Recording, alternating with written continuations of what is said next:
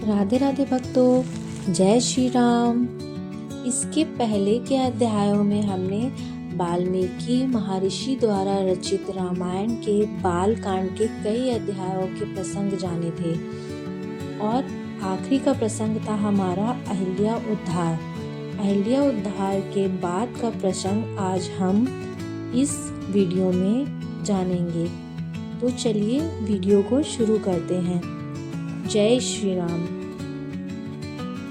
अहिल्या के उद्धार के बाद श्री राम और लक्ष्मण महर्षि विश्वामित्र के साथ गौतम ऋषि के आश्रम से आगे बढ़ते हैं। मार्ग में देवताओं और ऋषियों द्वारा श्री राम की महिमा का वर्णन किया जाता है।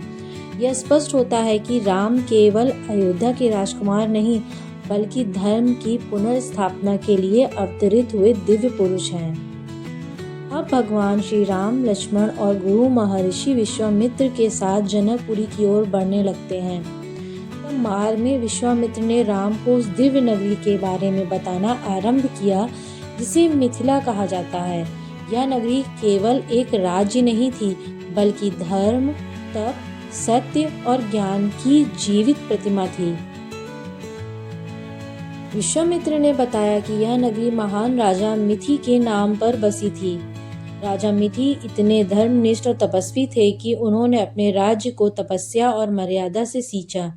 उनके वंशजों को मिथिल कहा गया और उसी से इस भूमि का नाम मिथिला पड़ा। मिथिला पर उस समय राजा जनक का राज्य था। वे केवल राजा नहीं बल्कि एक राजर्षि थे। जैसे शासक जो राज्य करते हुए भी सन्यासी के समान जीवन जीते थे। उनके राज्य में न कोई दुखी था, न भूखा, न भयभीत। अन्याय, कपट और अधर्म का वहाँ कोई स्थान नहीं था। राजा जनक स्वयं हल चलाकर भूमि जोतते थे। एक दिन जब वे यज्ञ भूमि के लिए हल चला रहे थे तब धरती में से एक दिव्य कन्या प्रकट हुई। वही थी सीता। इस प्रकार वे जनक नंदिनी और भूमिजा कहलाईं। मिथिला नगरी अत्यंत सुंदर और समृद्ध थी। नगर में सड़कों पर स्वर्ण रजत जड़े द्वार थे। ऊंचे ऊंचे महल, प्रासाद और उद्यान शोभा बढ़ाते थे। नगर की चारों ओर फूलों से लदे वृक्ष, कमल, सरिताएं और स्वच्छ जलाशय भी थे। नगर के बाजारों में रत्न, वस्त्र, सुगंध और अन्न की कोई कमी नहीं थी। नगर के लोग शीलवान, विनम्र और धर्मपरायण थे। स्त्रियां पतिव्रता थीं और पुरुष सत्यनिष्ठ। मिथिला में एक अद्भुत और दिव्य धनुष सुरक्षित रखा गया था, भगवान शिव का धनुष। यह धनुष राजा जनक को देवताओं से प्राप्त हुआ था। वह इतना भारी और शक्तिशाली था कि अनेक राजा, महारथी और बलशाली योद्धा उसे हिला तक न सके। राजा जनक ने प्रतिज्ञा की थी कि जो भी इस धनुष को उठाकर उस पे प्रत्यंचा चढ़ा देगा वही मेरी पुत्री सीता का पति बनेगा। जब श्री राम और लक्ष्मण मिथिला पहुंचे तब पूरी नगरी उनके तेज से आलोकित हो उठी। लोगों को ऐसा प्रतीत हुआ मानो स्वयं भगवान विष्णु पृथ्वी पर आ गए हों। राम का मुख चंद्रमा के समान शांत था। लक्ष्मण उनके पीछे सेवक की भांति चल रहे थे। राजा जनक ने विश्वामित्र का सम्मान किया और राम लक्ष्मण का आतिथ्य किया। उनके मन में एक मिथिला नगरी का वैभव देखकर श्री राम, लक्ष्मण और विश्वामित्र आगे बढ़ते ही थे कि राजा जनक स्वयं विनयपूर्वक ऋषि के समीप आ गए। उनके मुख पर अपार श्रद्धा थी और हृदय में वर्षों से दबी एक पीड़ा। राजा जनक ने हाथ जोड़कर कहा, भगवान, आपने मेरे राज्य को पवित्र कर दिया है।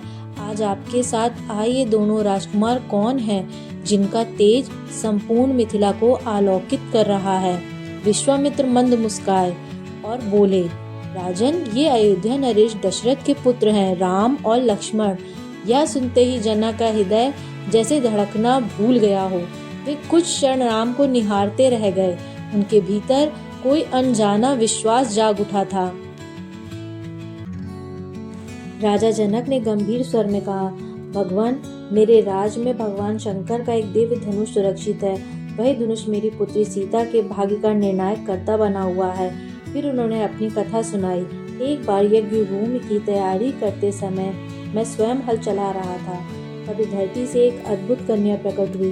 वही मेरी सीता है। मैंने प्रतिज्ञा ली थी कि जब तक कोई योग्य पुरुष भगवान शिव के इस धनुष को उठाकर उस पर प्रत्यंचा नहीं चढ़ाएगा, तब तक मैं सीता का विवाह नहीं करूंगा। जनक की वाणी भर्रा गई थी। यह सुन विश्वामित्र ने राम की ओर देखा। उनकी दृष्टि में आदेश था, आशीर्वाद था और भविष्य की झलक थी। उन्होंने कहा, राजन, यदि आपकी अनुमति हो तो रघुकुल के इस कुमार को वह धनुष दिखाया जाए। जनक चकित रह गए। उन्हें राम को फिर से देखा। कोमल मुख, शांत नेत्र, साधारण वेश। क्षण भर को संदेह हुआ, पर ऋषि की आज्ञा सर्वोपरि थी। उन्होंने तुरंत आदेश दिया, शिव धनुष को यज्ञशाला में लाया जाए। अब दृश्य बदल जाता है। सैकड़ों बलवान सैनिक लोहे की विशाल संदूक को उठाकर लाते हैं। धरती कांपने लगती है। लोग विस्मय से देखते हैं। वह है भगवान शिव का धनुष। सभा में सन्नाटा छा जाता है। देश देश के राजा आए, महारथी आए, पर कोई उस धनुष को हिला तक न सका। धनुष के सामने जाते ही राजा कांप जाते थे। उसको हिलाने की सामर्थ्य किसी में नहीं थी। राजा जनक, मेरा हृदय भय से भर उठता है। क्या मेरी पुत्री अविवाहित ही रह जाएगी?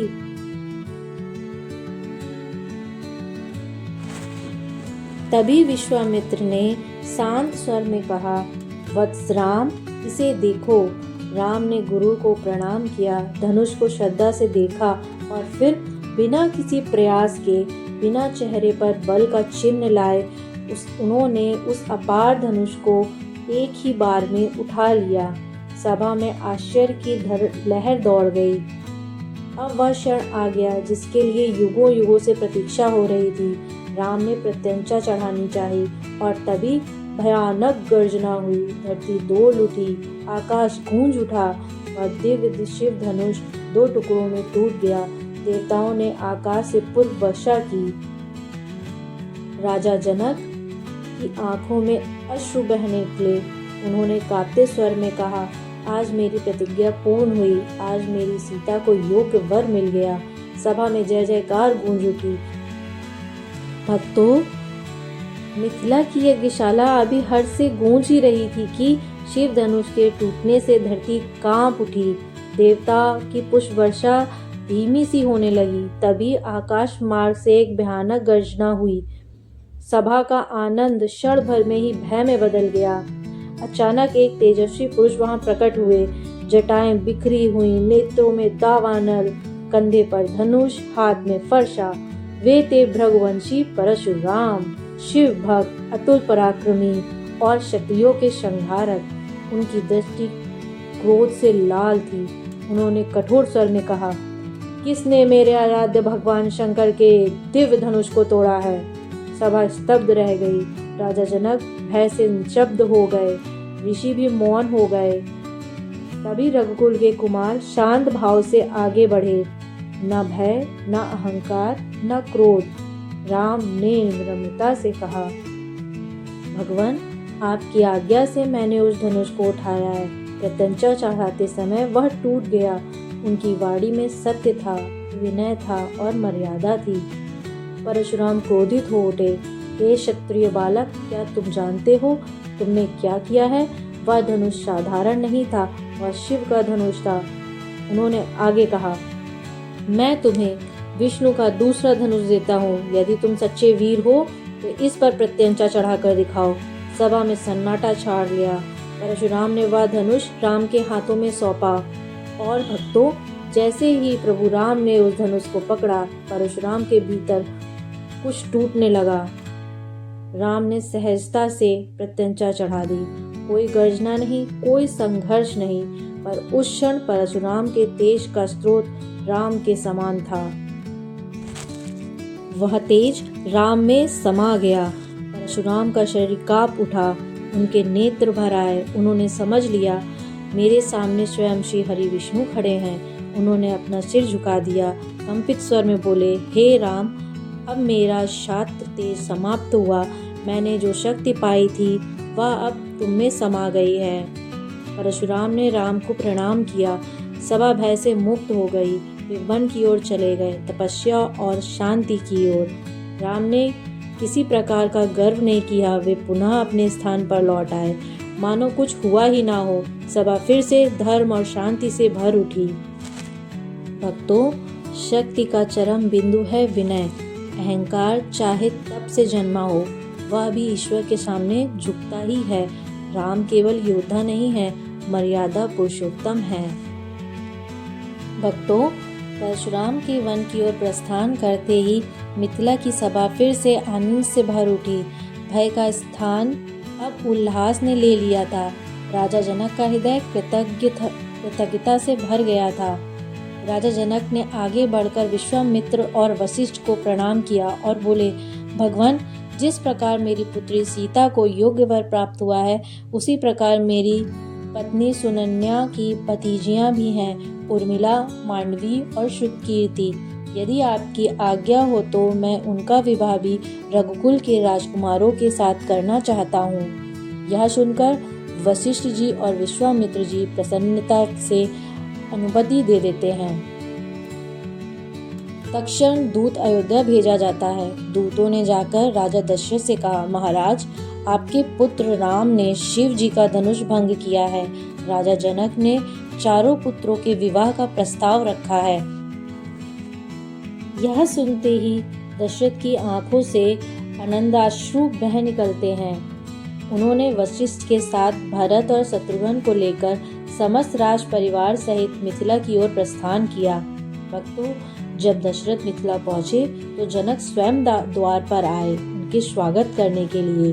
दोनों राजाओं का मिलन मानो धर्म मर्यादा का मिलन था। नगर फिर से सज उठा, यज्ञ वेदी तैयार हुई, वेद मंत्र गूंजने लगे।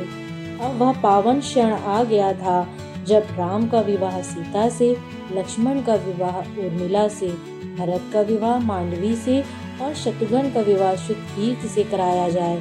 चारों दिशाओं में मंगल ध्वनि गूंज उठी।